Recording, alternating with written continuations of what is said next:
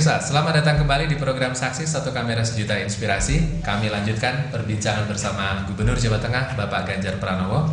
Pak Ganjar, kalau melihat sejarah politik Bapak begitu, sekarang ini kan orang pada setengah antipati dengan politik, Pak. Politik itu harus kotor, politik harus bagaimana. Ketika mahasiswa atau katakanlah sekarang begitu, tetap jadi orang baik, jadi orang bersih di politik itu memungkinkan tidak sih Pak sebenarnya Pak? Ini untuk memperjelas kepada banyak orang begitu Pak. Mungkin saja bahwa di sana banyak resiko, iya. Bahwa kemudian orang di politik tidak bisa sempurna 100% seperti malaikat, iya. Tapi kalau orang baik hanya menjadi penonton, maka dia menjadi penggerutu-penggerutu. Maka kalau orang baik mau masuk, dia sedang menguji dirinya sendiri. Akankah yang ada di dalam hati dan pikirannya itu bisa dia laksanakan? Nah, maka ujian yang paling berat adalah mengambil risiko untuk masuk sistem politik itu. Nah, saya ambil risiko. Nah, sejak saat itu kita sudah mengalami pahit getirnya, ya, orang di politik. Nah, sekarang tinggal stand kita. Sekarang sikap kita seperti apa? Nah, kalau kita sikapnya sudah siap untuk melakukan hal yang ya minimal baiklah 80-90%, maka pada saat itu konsistensi itu mesti dijaga. Nah, saya punya resep sedikit Mas. Kalau kita mau menjaga itu, saya juga harus berhubungan dengan teman-teman yang selama ini baik. Dan baik itu artinya gini, mereka masih ada moralitas, masih ada rasionalitas yang ketika saya melakukan kejelekan, saya dikontrol oleh mereka. Ada banyak kasus yang muncul di Jawa Tengah, saya diingetin soal buruh, jangan hati-hati loh, kamu ajak dialog dulu, saya ajak dialog.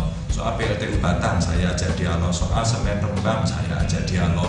Atau barangkali soal maling-maling di birokrasi, sama, saya mengatakan saya ajak dialog, maka birokrasi pun saya ajak dialog. Bahkan saya melibatkan mereka-mereka yang punya integritas dan moralitas untuk ikut masuk, sehingga saya merasa terbantu dan saya tidak merasa sendirian. Itu yang kemudian masalah masalah, mari kita selesaikan. Dan masalah di pemerintahan bukan Ganjar. Masalah di pemerintahan bukan Ganjar. Ganjar akan ikut menyelesaikan persoalan di situ. Maka masalah kita petakan satu persatu. Terus kemudian siapa yang kemudian harus terlibat di situ, semua kita ajak partisipasi. Rakyat aja saya ajak Om. Ini contoh ya.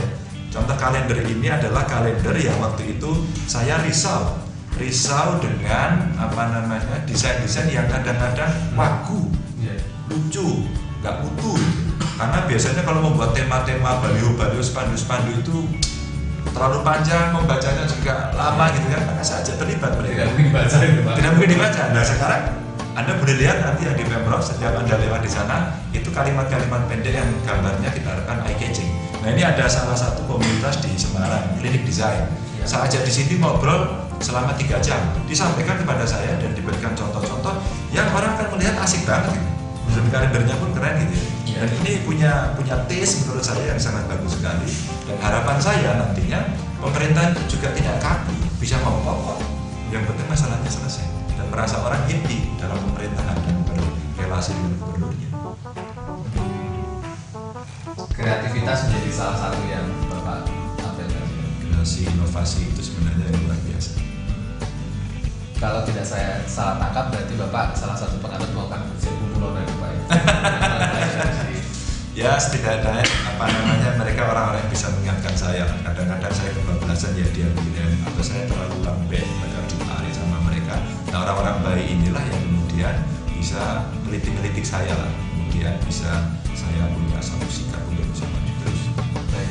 Tidak semua masyarakat bisa terjun di dunia politik. Ya. Memang tidak mungkin semuanya masuk juga begitu Pak. Saran Bapak untuk yang katakan tidak aktif berpolitik itu melihat perpolitikan Indonesia seharusnya menurut Bapak bagaimana? Anda rugi kalau tidak ikut berpolitik, karena politik itu menentukan apapun. Anda mau bicara apa? Sekolah gratis tanpa keputusan politik, nonsen. Anda mau bicara apa? Rumah rakyat, nonsen. Anda mau bicara apa? Subsidi, pupuk, BBM, nonsen. Anda mau bicara bagaimana status para honorer, guru-guru yang nasibnya nggak baik, tanpa keputusan politik, nggak bisa. Maka masyarakat harus ikut berpolitik, berpartisipasi. Maka munculnya voluntarisme, kesukarelaan itu mesti didorong. Maka politik punya martabat, politik menjadi baik. Nah, yang orang-orang baik itu kita harapkan masuk politik. Silakan, banyak partai di Indonesia, ikutlah semuanya. Terus kemudian jangan selalu negatif thinking. Maka saya berharap kalau orang hebat-hebat masuk, ya tinggal ada 2 saja Mas. dia bisa mempengaruhi untuk perubahan menjadi baik atau dia yang ketularan. Ya. Ketularan jadi jelek gitu kan. Nah, itu saja sebenarnya. Nah, saling mengingatkan ini menurut saya menjadi penting. Politik tidak selalu kotor, tapi yang ngotori politik ada.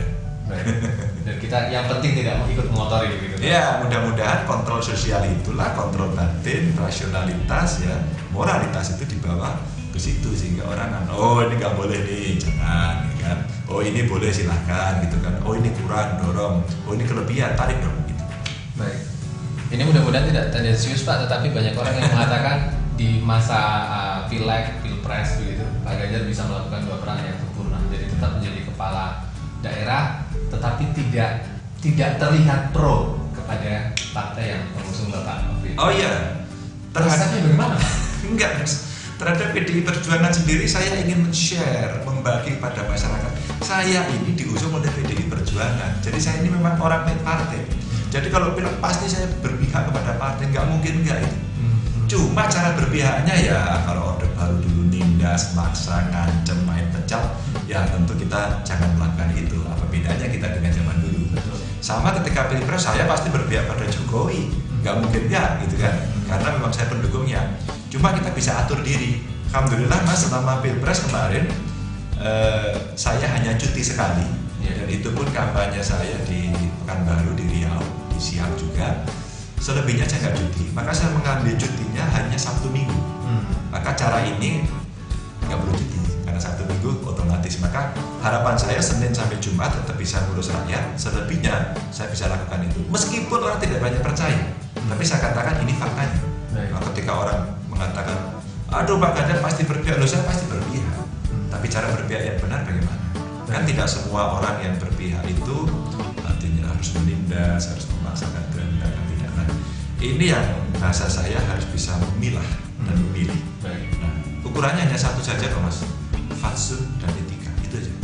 Ketika regulasi masih memungkinkan seperti ini, ya pada saat inilah kita mesti mengerem diri.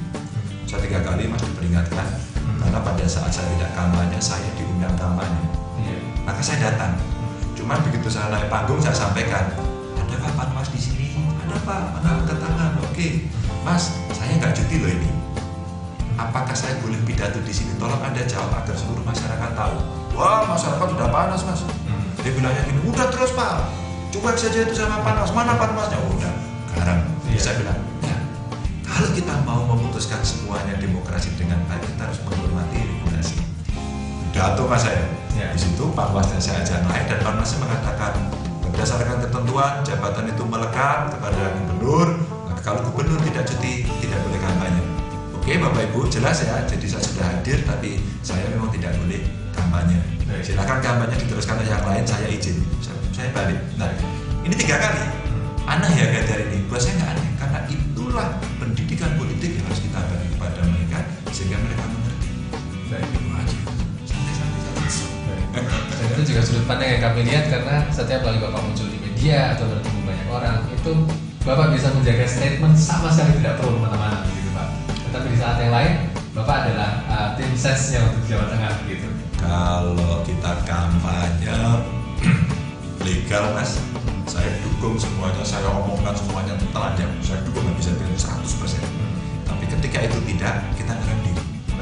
Sulit Mas, sulit itu karena menahan diri inilah yang menurut saya paling rumit, paling sulit. Biasanya orang kan suka culas, suka cheating gitu ya, pada saat kesempatan itu nyolong lah gitu.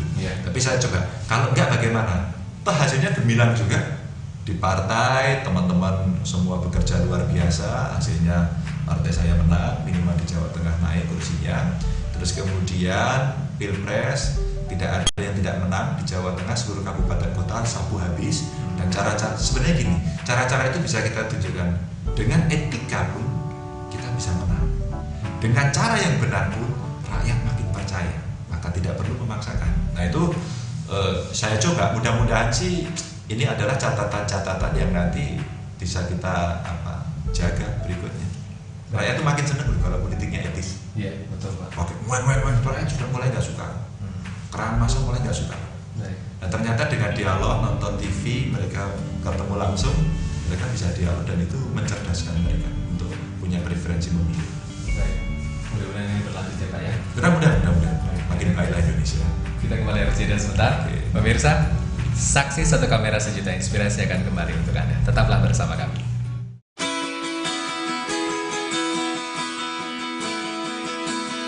Everybody's watching you now.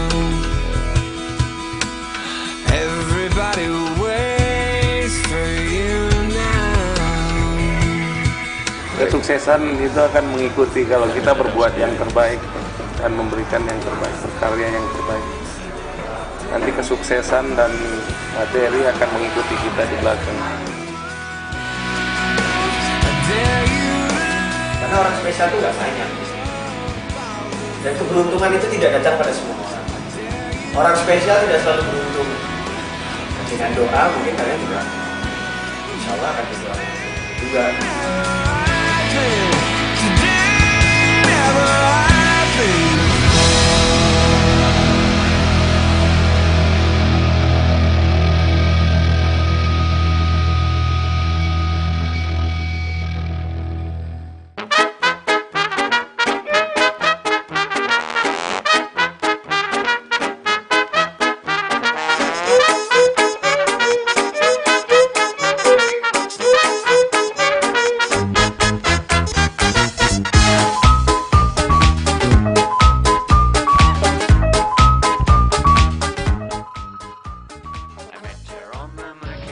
Thank you. You're welcome. Thank you. You're welcome. Kalau ada orang yang menolongmu, bilang terima kasih ya. If someone helped you, say thank you. Far away, that's hurting me. I miss you, darling, far away. You won't sweet smell this summer day.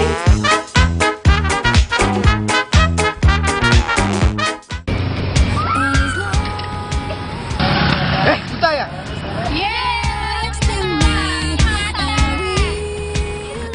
Pokoknya, kamu harus ambil keputusan. Kamu nggak boleh terus-terusan kayak gini. Kamu harus putus sama Afan. Kamu harus bisa cari cowok yang nggak katrok kayak dia, yang ngebut-ngebut di jalanan, nggak jelas, ya nggak sih? Kamu harus mempertimbangkan kehidupan kamu ke depan dong. Kamu harus lihat ke depan, oke? Sekarang kamu nggak boleh sedih lagi ya.